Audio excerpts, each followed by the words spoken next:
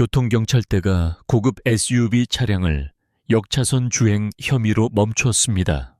차 안에는 선글라스를 낀 채 간단한 옷차림의 여자 한 명만 있었고 아무 말도 하지 않았습니다.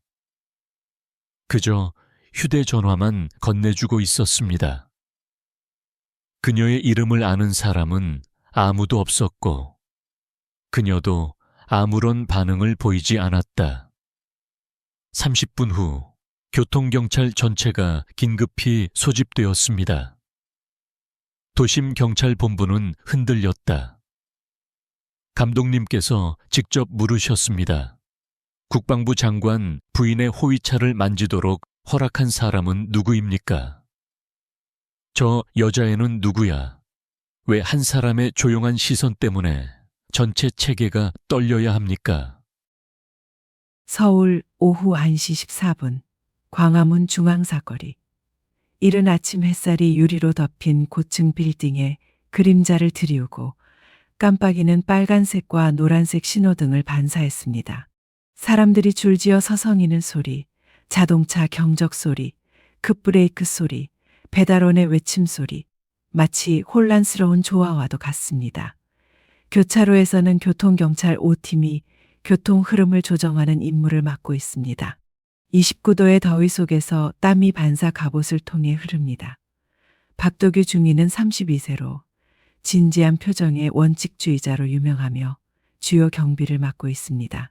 그는 딸과 짧은 통화를 마치고 일찍 집에 와서 딸을 수영시켜 주겠다고 약속한 직후였습니다. 그때 멀리서 검은색 제네시스 SUV가 갑자기 정부 차량 전용 차선으로 급하게 방향을 틀었습니다. 호위 사이렌이 없습니다. 푸른 바다도 없고 특별한 상징도 없습니다. 민간 차량이 차로를 횡단 중입니다. 교차로 P9, 차량 번호판 82호 4913. 박중희는 무전으로 재빨리 말을 했고 그의 손은 이미 호루라기를 들어 신호를 보내고 있었다. 행정 확인. SUV가 부드럽게 멈췄다. 시간을 들여보세요. 부끄러운 기색 없는 박 씨는 진지한 표정으로 다가왔다.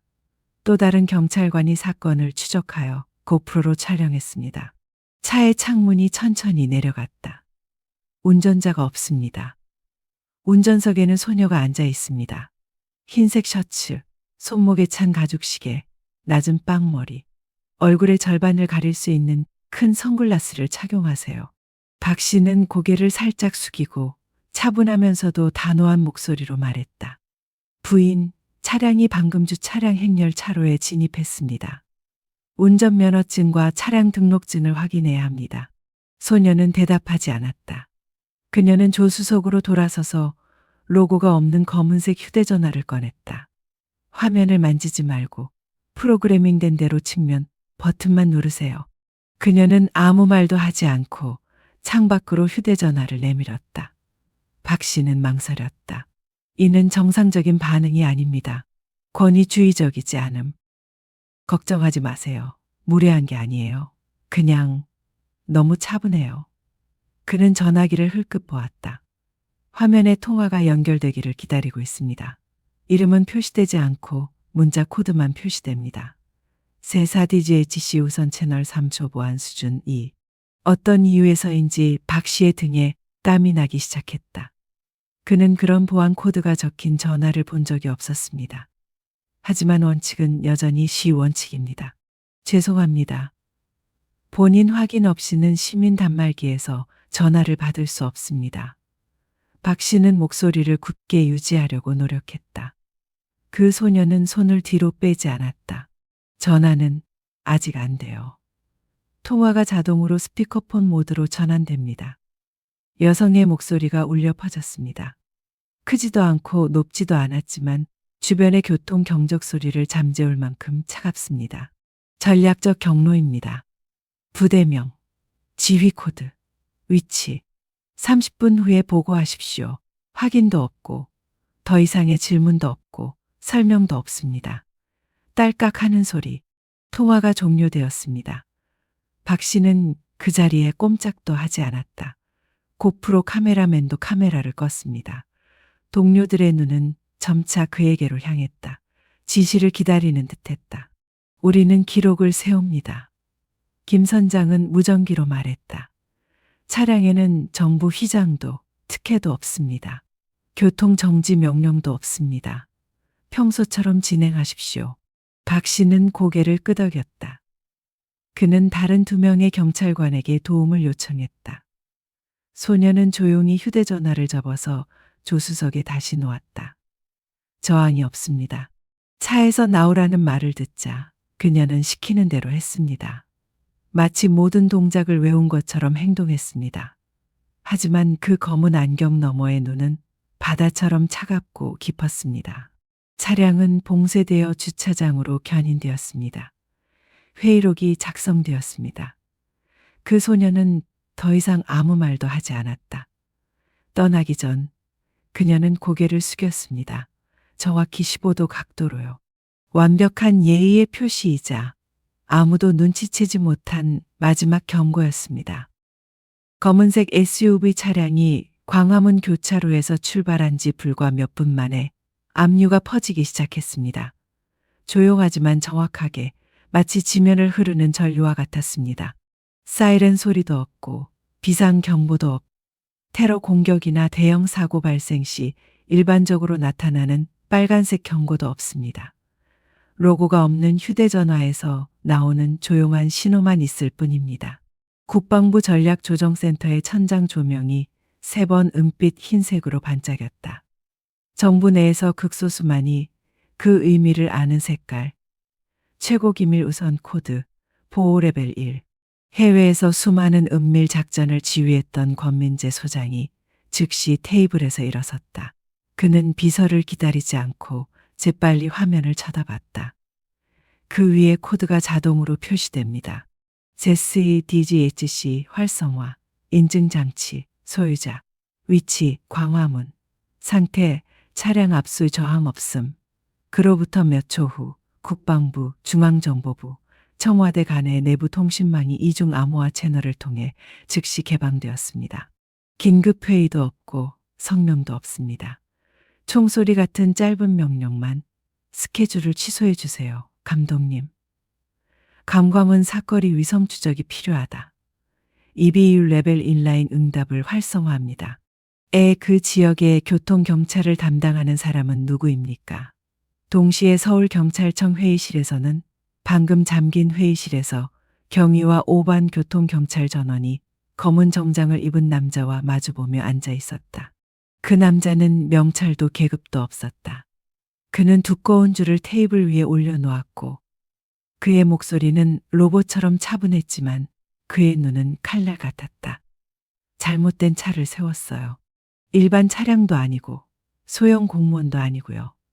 국방부 장관 부인인 정서희 예비역 대령을 차단했는데 그녀는 대통령과 동등한 절대적 이동의 자유를 보장받는 1급 전략경호요원으로 분류됩니다. 방 안은 죽음처럼 조용했다. 일부 사람들은 아무런 통지도 받지 못했고 파란색 표지판이나 배지도 없다고 반박했습니다. 하지만 그 남자는 피곤한 듯 미소만 지으며 테이블 위에 또 다른 파일을 올려놓았는데 이번에는 빨간색으로 군사 기밀의 최고 사령부 없이는 열지 마시오라고 도장이 찍혀 있었다. 그래서 네가 모르는 거야. 설령 안다고 해도 이해할 권한이 없으니까. 그 사이 국가안보실에서는 조현택 수석보좌관이 대형 화면을 응시하고 있었다. 선명한 위성사진에는 사건의 전 과정이 담겨 있습니다. 차가 멈춘 순간부터 소녀가 휴대전화를 켜는 순간 박준희가 전화를 거부하고 보고서를 작성하라고 지시하는 순간까지 말입니다. 조고문은 웃지도 않았고 화내지도 않았다. 그는 자신의 비서에게 조용히 말했습니다. 그녀는 자신이 멈춰 설 거라는 걸 알고 있었습니다. 그리고 어쨌든 갔죠. 그건 그녀가 비상 대응 시스템이 제대로 작동하는지 시험해보고 싶었음을 뜻합니다. 이건 단순한 교통사고가 아닙니다. 시험입니다. 모든 사람, 모든 반응이 기록되고 있습니다. 오후 1시 41분 정각 경찰본부에서 침묵의 외침 후 27분 후 표시가 없는 차량의 대열이 관문을 통과했습니다. 아무에게도 알리지 않았습니다. 아무도 감히 멈추려 하지 않는다. 수도권 경찰청장이 직접 내려와 회의실로 들어갔습니다. 그는 주저하지 않고 이렇게 물었습니다. 정 씨의 휴대전화를 누가 만졌나요? 누가 차량을 본부로 견인하라고 명령했나요? 박중희는 일어서서 몸을 똑바로 세우며 대답했다. 나 부인할 수 없습니다. 뒤가 없습니다. 수장은 그를 몇 초간 바라보더니 조용히 돌아섰다. 비난할 것도 없고 비난할 것도 없어. 마치 판결문처럼 차가운 문장 하나만 있었습니다. 이제부터 이 사건과 관련된 모든 문서는 1급 기밀로 분류됩니다. 누구도 그녀의 이름을 밝힐 수 없습니다. 촬영도, 언론도, 소셜미디어도 금지됩니다. 그리고 박중희님, 임시 전출 서류를 준비하세요. 내무부에서 나중에 연락드리겠습니다. 분위기가 얼어붙었다. 두려움과 당혹감이 뒤섞인 눈빛. 젊은 경찰관 한 명은 아직도 무슨 일이 일어나고 있는지 이해하지 못하는 듯하며 부드럽게 물었다. 그럼 우리가 틀렸다는 거야? 아무도 대답하지 않았습니다.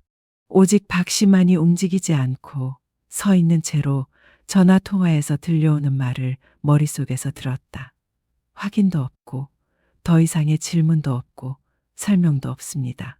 그리고 정확히 13시 44분 발사 신호 후 30분 만에 국방부 화면에 불이 들어오고 최종 보고서가 등장했습니다.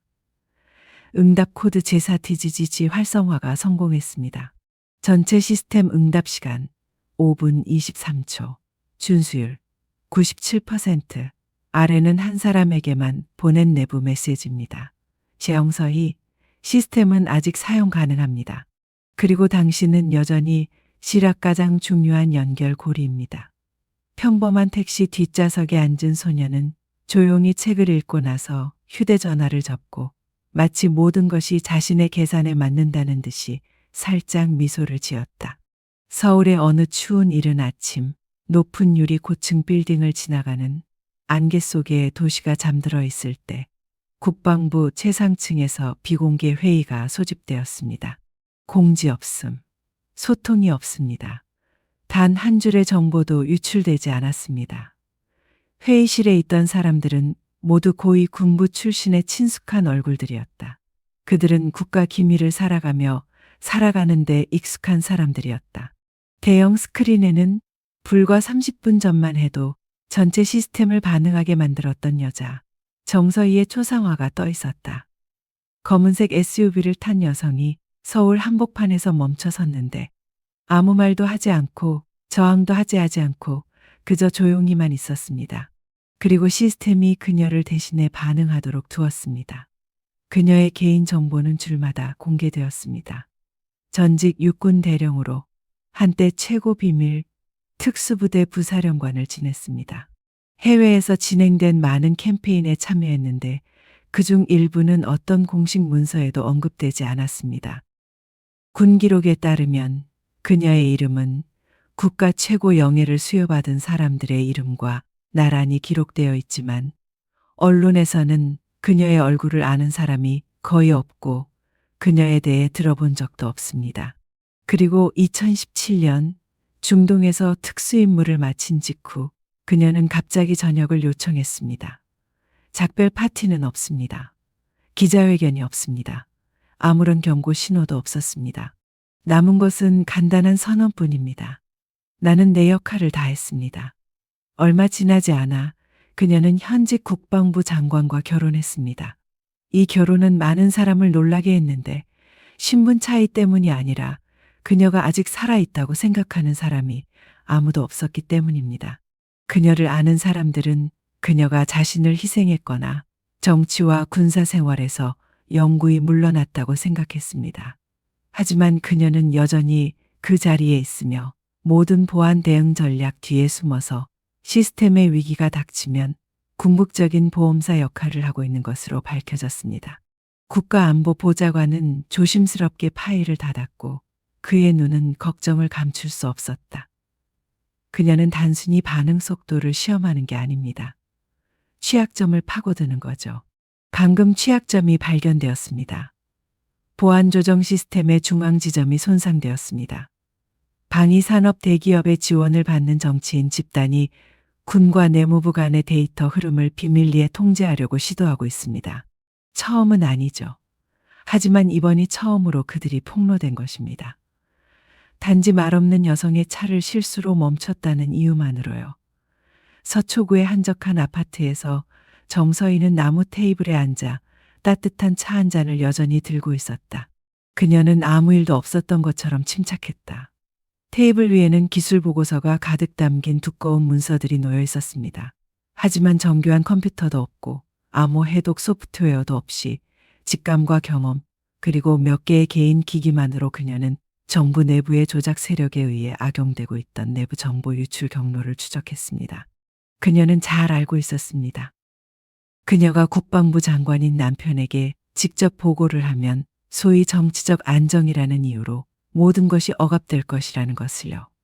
그 대신 그녀는 타임라인을 미리 설정했습니다. 앞으로 18시간 동안 정부에서 아무도 조치를 취하지 않으면 전체 파일이 자동으로 독립조사기관과 국가의회로 전송됩니다. 그들이 스스로 고치지 않으면 그녀는 스스로에게 말했다. 나는 똑같은 잔의 더미에서 다시 시작해야 할 거야. 겉보기에 우연히 일어난 차량 정지 사건이 실제로는 미끼였다는 사실을 아는 사람은 아무도 없었다. 누가 통신 라인을 통제하고 내부에서 군을 조종하려 하는지 시스템에 알려야 하는 방법입니다. 정서인은 방금 발견한 사실을 알고 있었습니다. 비밀 숙청이 반드시 일어날 것이었습니다. 그날 아침 서울은 여전히 쉴알기가 넘쳤다. 사람들은 여전히 실거리로 나가 커피를 즐기고 라디오를 듣고 소셜 네트워크를 이용합니다. 어젯밤 침묵의 시선과 말없는 전화 한 통으로 국가안보 체계가 스스로를 점검하게 되었다는 사실을 아는 사람은 아무도 없었다. 그리고 한때 일부 사람들이 단순히 정치인의 아내로 여겼던 그 여성은 이제 필요하다면 권력의 한 계층 전체를 무너뜨릴 수 있는 영향력을 갖게 되었습니다. 광화문 사건 다음 날 대한민국의 정치, 금융의 중심지인 여의도의 한 고급 호텔 지하에서 비밀 회동이 열렸습니다. 이름표가 없습니다. 직원이 없습니다. 감시 카메라는 하나도 켜지지 않았습니다. 검은색 유리 회의 테이블 주위에 가죽 의자 3개가 마주보며 놓여 있었습니다. 그 자리에는 정계 뒷모습에서 익숙한 이름 3명이 앉아 있었다. 국회 군사위원장 최상국 의원이 그랬다. 12년 넘게 국방 예산을 맡아온 유민한 의원, 그리고 군수산업 대기업 대명 디펜스의 대표이자 회장인 한기범은 은발에 조용하고 영향력 있는 사업가입니다. 인사는 하지 마세요. 어떤 의식도 없습니다. 첫 번째 문장은 마치 테이블을 두드리는 망치처럼 울려 퍼졌습니다. 그녀는 아직 살아있어요. 그냥 살아있는 게 아니라 전략적 대응 시스템을 다시 시험하기 시작했어요. 최 의원은 다른 사람들을 향해 태블릿을 밀어냈다. 화면에는 군 위성에서 추출한 지도가 나온다. 정서희의 차량이 가로채인 순간, 그리고 10분도 채 되지 않아 전체 지휘 체계를 뒤흔든 의문의 전화. 우리는 그녀를 잘못 판단했습니다. 사기가 저하되어 후퇴하는 줄 알았죠. 하지만 사실은 아무도 통제할 수 없는 위치를 차지하기 위해 후퇴한 것뿐이었습니다. 한 회장은 의자에 기대앉아 마치 계약에 대해 논의하는 듯 차분한 목소리로 말했다. 그녀가 계속한다면 당신들이 구축한 소위 독립 제어 시스템은 완전히 파괴될 겁니다. 보조 데이터 훼손도 그녀가 추적하고 있습니다. 더 이상 진행하기 전에 지금 당장 멈춰야 합니다. 누구도 명확하게 말할 필요는 없습니다. 백도어 데이터 경로가 이 그룹이 조용히 구축해온 숨겨진 통제 채널이라는 것은 비밀이 아닙니다. 이들은 이를 통해 국방 계약을 조종하고 예산을 다른 곳으로 돌리고 심지어 군 임명을 조작하기도 합니다. 옛 체제로 돌아갈 수는 없습니다. 그리고 전직 대령이자 장관 부인이 공개되는 것도 용납할 수 없습니다. 그녀가 공개되면 수사, 해고, 기소가 뒤따를 것입니다. 유 의원은 담배를 한 대 빨아들이며 옅은 연기를 내뿜었다. 그녀가 이 판세를 뒤집을 수 있다고는 생각하지 않아. 그녀는 그저 연결고리일 뿐이야. 그리고 어떤 연결고리든 대체될 수 있어. 침묵. 그러자 한 회장이 이번에는 낮은 목소리로 말했다. 그녀를 직접 만지지 마세요. 만약 그녀가 부상을 당하거나 사고를 당하거나 그냥 실종된다면 전체 경보 대응 시스템은 자동으로 암호화된 문서를 국가안보위원회와 대통령실에 보냅니다. 그녀는 멍청하지 않아요. 대신 우리는 그녀의 신뢰성을 무력화시킵니다. 그녀를 다시 빛으로 끌어내죠. 대중이 그녀를 의심하게 만들고 시스템이 그녀 자신을 의심하게 만듭니다. 최 의원은 고개를 끄덕였다. 신문에 실어. 옛날 이야기로. 그녀를 정신적으로 불안정한 사람으로 만들어 해고당했다고 해. 시리아에서 있었던 옛 사건을 다시 조사해봐. 그녀의 약혼자가 죽은 사건 말이야. 그녀가 그를 배신했다고 암시해. 사고가 아니었다고. 중상모략이 시작됩니다. 그로부터 24시간 이내에 출처가 불분명한 일련의 기사가 익명의 정치 블로그에 게시되어 유포되기 시작했습니다. 국방부 장관의 아내가 인명 피해를 초래한 실패한 임무에 연루됐다는 말인가요? 전직 여성 장교, 극비 임무 수행 후 심리적 문제 겪어 강력한 여성인가 아니면 방해 공작원인가. 소셜미디어는 활기가 넘칩니다. 정서희, 비상대응, 광화문 활성화 명령 등의 이름이 검색어 상위에 오르기 시작했습니다. 여론은 엇갈리고 있다. 정부는 아직 아무런 성명을 발표하지 않았습니다. 하지만 도시 반대편 서초의 조용한 아파트에서 정서희는 이 모든 것을 목격했습니다. 그녀는 화가 나지 않았습니다. 놀랄 것도 없죠. 엄격하게 암호화된 문서 하나만 열어보세요. 바로 역방향 버튼이라 불리는 비상계획 문서입니다. 돌아가는 길은 하나, 그리고 공격 라인도요. 만약 그들이 땅에서 놀기를 선택한다면 저는 그들을 지하실로 데려갈 겁니다. 그녀의 눈은 차가웠다. 전쟁은 더 이상 총과 총알에만 국한되지 않습니다. 전쟁은 데이터, 신뢰, 그리고 가장 중요한 것은 여전히 진리작동하는 시스템에서 시작됩니다. 교통, 통제와 언론의 광란이 있은 지 3일 만에 한국의 국회의사당은 평소보다 더 붐볐습니다. 정규회의 때는 평소보다 사람이 별로 없던 국방위원회 회의실이 오늘은 사람들로 가득 찼습니다. 고위 의원, 장군, 언론인 모두 참석했습니다. 언론은 이를 이례적인 청문회라고 불렀지만 모두가 이를 알고 있었다. 정서희를 그늘에서 끌어내고 그녀를 출두시키고 가능하다면 그녀의 실수를 폭로하도록 강요하기 위한 정치적 함정이었다. 회의실 밖에서는 익명의 원본 보고서가 계속해서 빠르게 퍼졌습니다. 전직 대령이 한때 내부 조사를 받았나요?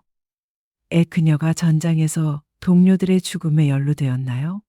군사 통제 체제 뒤에 있는 인물이 권력을 재확립하라고 요구하고 있나요? 아직 증거가 없습니다. 하지만 혼란스러웠습니다. 대중에게는 증거가 필요하지 않습니다. 그저 의심만 있으면 됩니다. 청문회장 안에서 김현호 국방부 장관은 평소처럼 차분하게 앉아 있었다. 그는 신문에 익숙했지만 오늘은 아무도 들어오지 않은 뒷문 쪽으로 여러 번 시선을 돌렸다. 청문회 의장인 최상국 의원은 차가운 목소리로 이렇게 말했다. 장관님, 혹시 부인께서 현재의 전략적 대응 시스템과 관련된 활동에 참여하고 계신지 여쭤봐도 될까요? 그녀는 군에서 은퇴했습니다. 어떤 직책도 맡고 있지 않습니다. 하지만 그녀는 여전히 최고 수준의 비밀 대응 채널에 접근할 수 있나요? 그건 시스템이 허락한 거예요. 제가 허락한 게 아니에요. 분위기가 긴장되었습니다. 또 다른 의원이 일어나서 질문을 계속하려는 순간 뒷문이 열렸습니다. 방 전체가 돌아갔다. 카메라, 마이크, 눈 모든 것이 들어온 여자에게 집중되었습니다. 아직도 정서희예요. 여전히 똑같은 긴 검은색 코트입니다. 아직도 전과 마찬가지로 조용합니다. 하지만 이번에는 그녀가 주도적으로 증인석에 앉았습니다. 중얼거림. 누군가가 돌아서서 속삭였다. 그녀는 자살하고 있어요. 이제 그녀를 보호할 수 있는 것은 아무것도 없습니다. 잘못된. 하지만 누군가가 입을 열기도 전에 그녀는 작은 녹음기를 꺼내 테이블 위에 올려놓았습니다. 그리고 모두가 놀랄 만큼 재생 버튼을 누르게 됩니다. 그 실수는 상륙 작전팀 탓으로 돌리면 돼. 진실을 말할 필요 없어. 정. 내 약혼자. 네가 실수를 인정하면 선거대책본부 전체에 영향을 미칠 거야. 청와대가 널 탄압할 거야. 내가 널 진정시켜 줄게. 조용히 해. 물러나서 쉬어. 더 이상 표적이 되지 않을 거야. 녹취록에 나오는 목소리는 7년 전 국가안보보좌관을 지낸 사람의 목소리입니다. 그는 정서희에게 아무 잘못도 하지 않은 작전 실패에 대한 책임을 지우라고 강요했지만 부대의 명예를 지키기 위해 조용히 물러난 사람 중 한 명입니다. 소리 녹음이 꺼져 있습니다. 하지만 그 메아리는 여전히 울려 퍼진다. 서희는 고개를 들었다. 그녀의 눈은 원망이 아니라 차가웠다. 저는 조국을 배신한 적이 없습니다. 다만 체제가 신뢰를 잃지 않도록 침묵을 지켰을 뿐입니다. 하지만 지금 그 신뢰는 조국의 이름을 빌려 조종하는 자들에 의해 악용되고 있습니다. 회의실 전체가 조용했다. 최 씨 옆에 앉아있던 유 의원은 몸을 굽혀 휴대전화를 꺼내 재빨리 문자 메시지를 보냈다. 하지만 이미 너무 늦었습니다. 녹음 파일이 재생된 지 불과 3분 만에 전국 뉴스 매체에서 실시간 증언에서 정치적 음모의 증거가 드러났다고 보도하기 시작했습니다. 청와대에서는 며칠간 침묵을 지키던 대통령이 경호실장을 불러 이렇게 말했다. 이제부터 정서희와 관련된 모든 문서는 정부 차원에서 암호화되어야 하며 내 허락 없이는 누구도 접근할 수 없습니다. 그리고 전략 대응팀을 재소집하세요. 이전 시스템이 다시 작동하면 그녀가 필요할지도 몰라요. 반면 대명방위산업본사에서는 한기범 씨가 자신의 컴퓨터로 녹화된 영상을 조용히 지켜보고 있었다. 그의 입술이 살짝 말렸다. 그녀가 칼을 뽑았습니다. 돌이킬 수 없습니다. 그러고 나서 그는 계획을 단축시켰다. 국내 감시 대상에 포함시키고 소규모 안보 위협으로 지정하세요. 필요하다면 2단계로 넘어가세요. 그날 오후 서울의 하늘에서는 가느다란 비가 쏟아졌고 한 방울 한 방울이 마치 시간이 차창을 두드리는 소리처럼 고르게 떨어졌다. 충격적인 아침 청문회 이후 전국 언론이 여전히 혼란에 빠져 있는 동안 한국 정부의 가장 알려지지 않은 조직 중 하나인 국가방첩센터에서 긴급 회의가 열렸습니다. 플래시도 없고 기자회견도 없고 단지 구두 명령만 전달되었습니다. 스텔스 작전을 개시하라.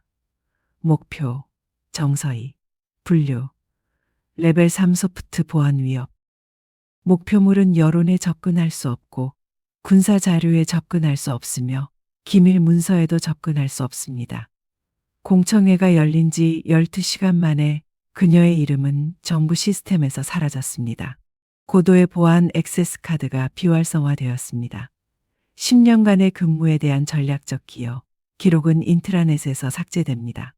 개인 이메일, 신분증 번호, 일렬 기밀 파일에 대한 접근 등이 모두 차단되었습니다. 이 전략은 정화와 다릅니다. 그것은 지워진 것이었습니다. 마치 그녀가 그 나라의 군사 역사에 존재하지 않았던 것처럼 말입니다.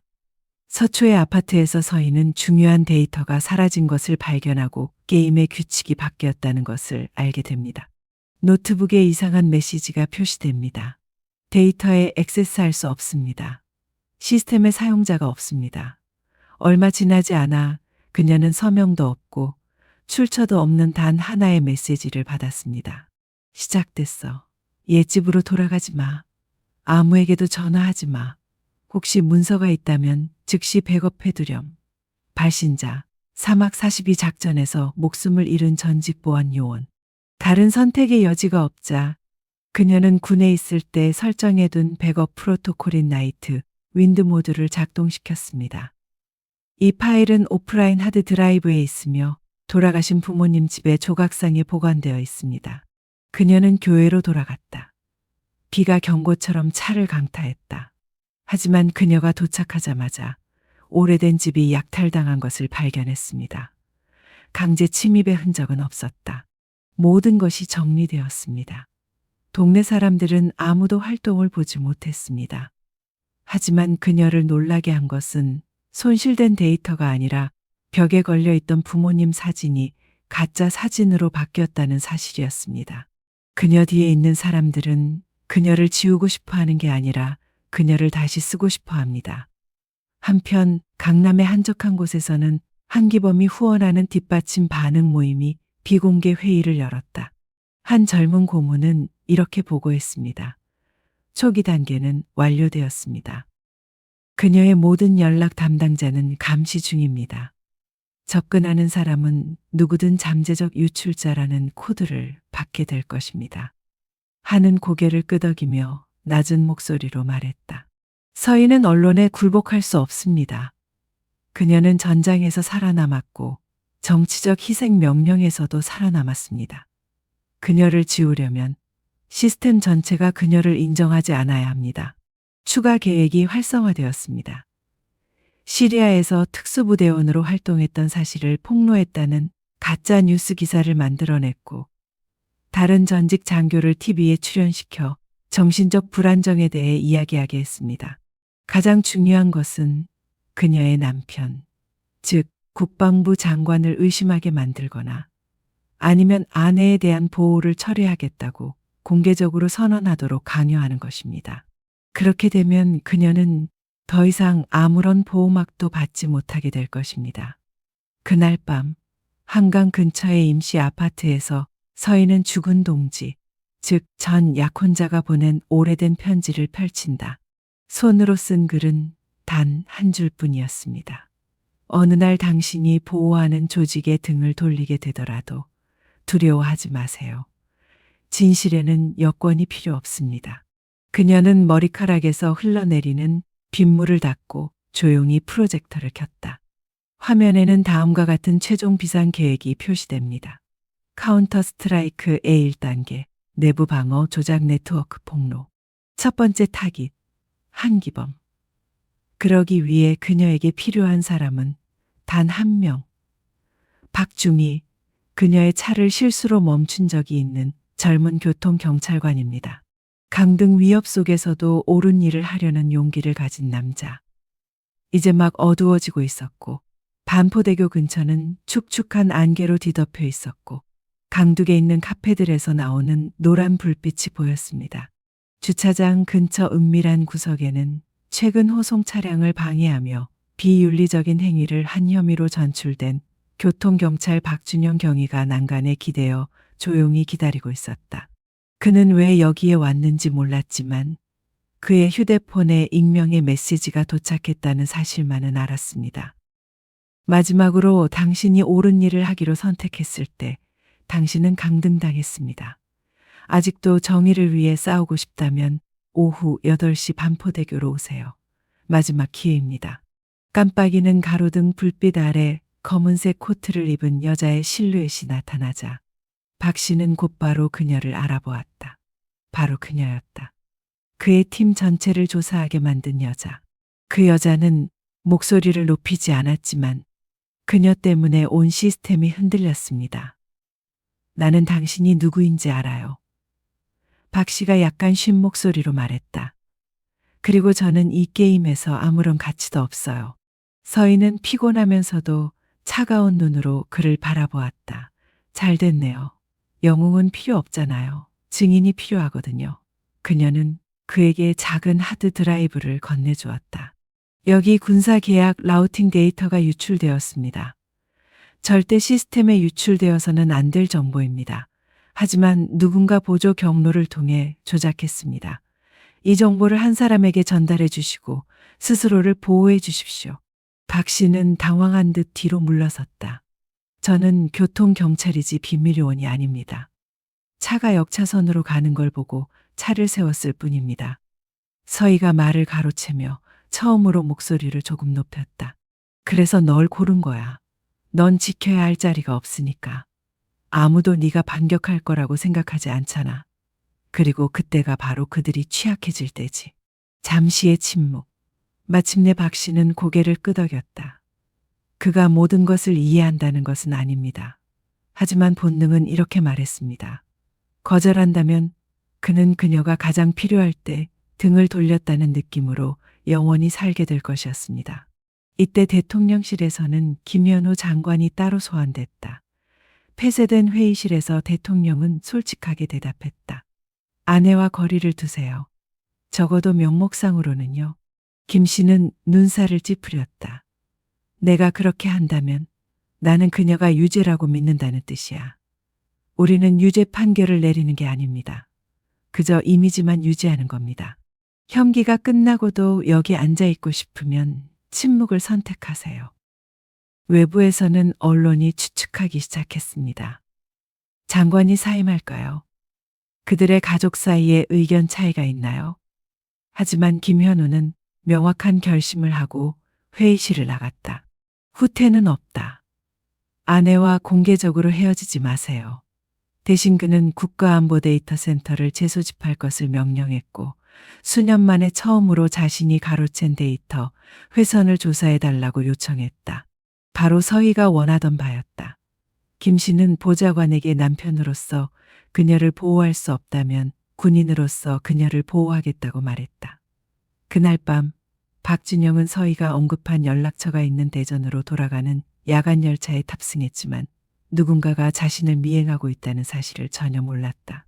그의 신발에는 사전에 추적 장치가 부착되어 있었고 대명 디펜스가 직접 자금을 지원한 비공개 태스크포스가 하드 드라이브가 다른 사람에게 도달하기 전에 개입할 계획이었습니다. 한편 서희는 조용히 서울을 떠난다. 그녀가 지금 내딛는 모든 발걸음은 도박이었습니다. 그녀를 보호할 시스템은 더 이상 존재하지 않았습니다. 하지만 그녀에게는 적들이 통제할 수 없는 것이 있었습니다. 바로 주도선이었습니다. 그리고 그들 자신의 실수로부터 시작하세요. 네가 작은 실수로 날 제거했잖아.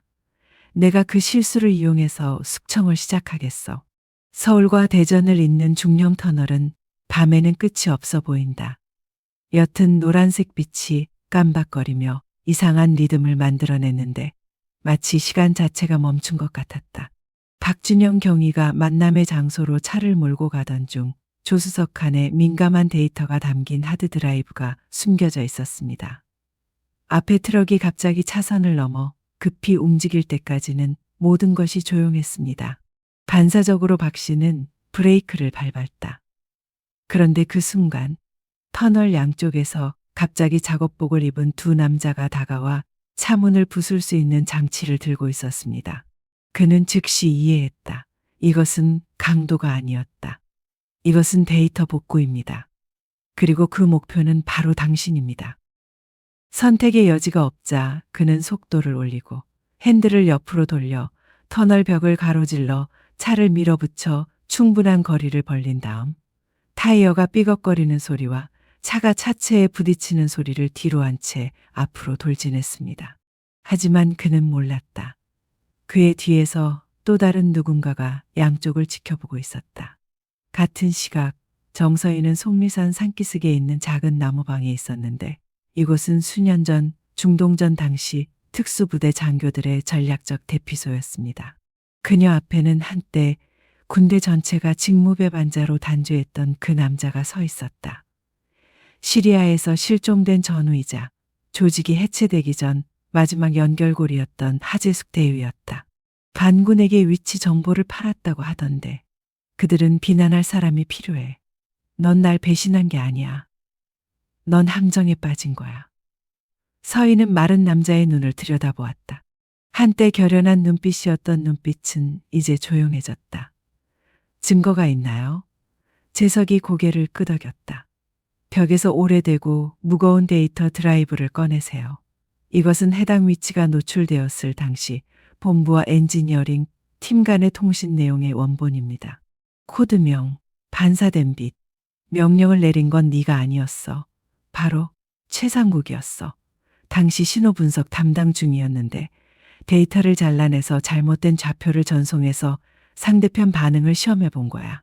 서희는 가만히 서 있었다.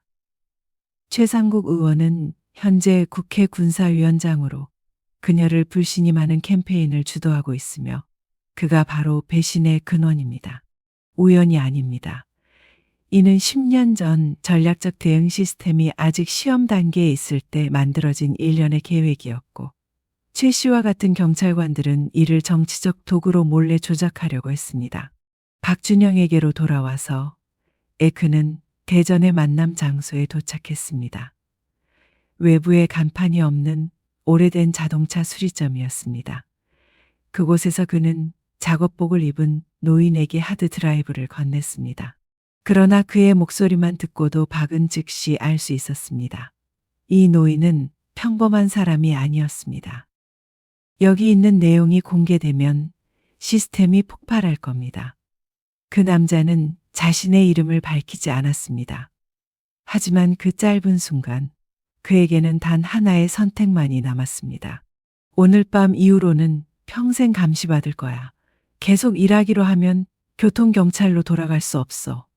준비 안 됐다면 하드 드라이브 내놔. 그리고 잊어버려. 박 씨는 운전대를 꽉 잡았다. 그러고 나서 그는 단 한 문장을 말했습니다. 제가 특수요원이 아니기 때문에 제 명예를 잃을까봐 두렵지 않습니다. 계속해 나갈 겁니다. 서울의 한 대형 호텔 옥상에서 한기범은 전화로 보고를 듣고 있었다. 목표물이 터널을 빠져나왔습니다. 하지만 데이터는 유출되지 않았습니다. 중위를 추적 중입니다. 하는 화를 내지 않았다. 그냥 한숨만 쉬세요. 그녀는 낡은 체스 말들을 모으고 있었어요. 그런데 그걸 잊고 있었죠. 제가 이 체스판을 만들었다는 걸. 그는 전화를 끊었다. 작은 금고로 가서 열어보세요. 그 안에는 누구든 단 24시간 만에 익명으로 만들려는 계획인 개인 식별 정보 삭제 프로젝트에 대한 유일하게 남아있는 파일이 들어있습니다. 그리고 한은 알고 있었습니다. 이 게임을 빨리 끝내지 않으면 자신이 발각될 것이라는 것을. 이른 아침 서울의 국회의사당은 평소보다 보안이 철저했습니다.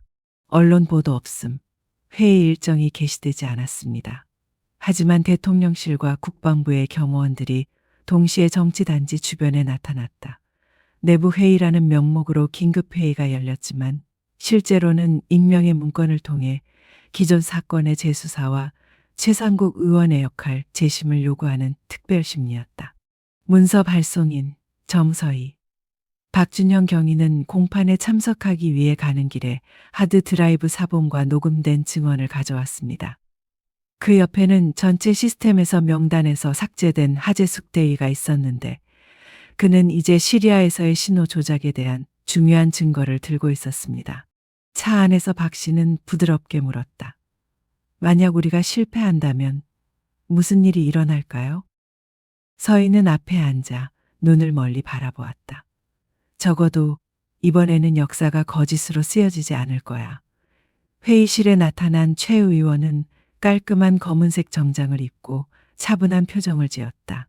그가 모르는 사이에 서희가 자신의 흔적을 지우려던 계획 전체가 유출되었고 증거는 조각나서 여러 개의 독립된 서버에 업로드되었습니다.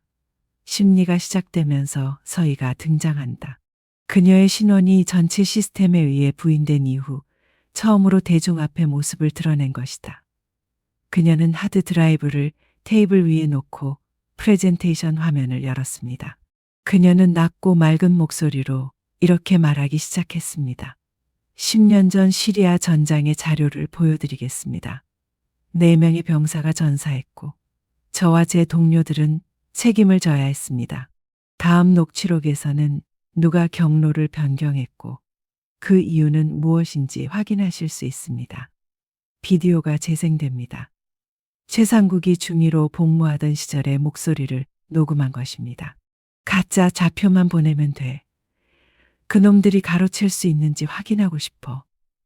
만약 공격하면 파견대를 탓해야지. 계획은 아직 유효해. 클릭 소리가 끊겼습니다. 영상이 일시 정지됩니다. 회의실은 조용해졌다. 몇몇 의원들이 서로를 쳐다보기 시작했습니다. 한 노인이 일어서서 말했다. 한때 정서희를 의심했던 유민한 의원이었다. 군인 살인범을 10년 동안이나 권력에 앉혀두었다는 말인가. 최 씨는 여전히 침착함을 유지하려고 노력했다. 가짜예요. 이어붙인 거예요. 연결성이 없어요. 서희는 아무 말도 하지 않았다. 그녀는 또 다른 버튼을 눌렀다. 화면은 군사서버에서 전송된 신호를 확인하는 데이터 스트림으로 전환됩니다. 이를 통해 녹화 파일이 실시간으로 암호화되어 있고 후반 작업 소프트웨어로 편집할 수 없음이 증명됩니다. 최 씨의 얼굴이 창백해졌다. 그 직후 대통령실은 공식 조사를 명령했습니다. 최상국은 군인 사상자를 낸 중대한 군사법 위반 행위를 은폐한 혐의로 모든 직위에서 정직 처분을 받았습니다. 보도자료. 지워졌던 여자가 돌아왔다. 정서희. 데이터 배틀에서 승리의 시리아의 진실이 밝혀지다. 의원이 기소될 위기에 처하다. 김현우 장관은 아내가 나라를 배신한 적이 없다고 믿는다는 입장을 고수했다. 그날 저녁 마포대교 근처의 작은 사무실에서 정서희는 화면 밖을 바라보며 생각에 잠긴 듯 앉아 있었다. 더 이상 그녀를 목사 부인이라고 부르는 사람은 없습니다. 더 이상 그녀를 정신적으로 불안정하다고 부르는 사람은 없습니다. 이제 그녀의 이름은 증인이자 국가적 전략 경보로 시스템에 다시 등록되었습니다. 박중희가 전화했습니다. 그의 목소리에는 약간 안도감이 느껴졌다. 그럼 시스템으로 돌아갈 건가요? 그녀는 차분한 목소리로 대답했다. 난 떠난 적이 없어. 그냥 너무 오랫동안 서로에게 기습 공격을 퍼부었지. 공청회 3주 후 국방부에서 소규모 행사가 열렸습니다. 소통이 없습니다. 꽃은 없습니다. 줄 끝에는 고위 장교 몇 명과 옛 신고 몇 명, 그리고 사복을 입은 남자 한 명만 있었는데 그 남자는 바로 지금은 은퇴한 박준영 중이었다. 이 의식은 정서희 전직 특수요원의 직함과 명예를 회복하는 것을 목표로 했습니다. 그는 한때 체제에 의해 해고되었지만 현재는 현대 국방 역사상 가장 심각한 군사 조작 중 하나를 폭로한 공로를 인정받았습니다. 사령관은 존경심이 가득한 눈으로 결정을 내렸습니다. 권력은 모든 것을 앗아갈 수 있다. 하지만 명예는 굳건히 쟁취하면 권력을 굴복시킬 것이다. 서희는 복도를 나서면서도 서둘러 집에 가고 싶은 마음이 전혀 없었다.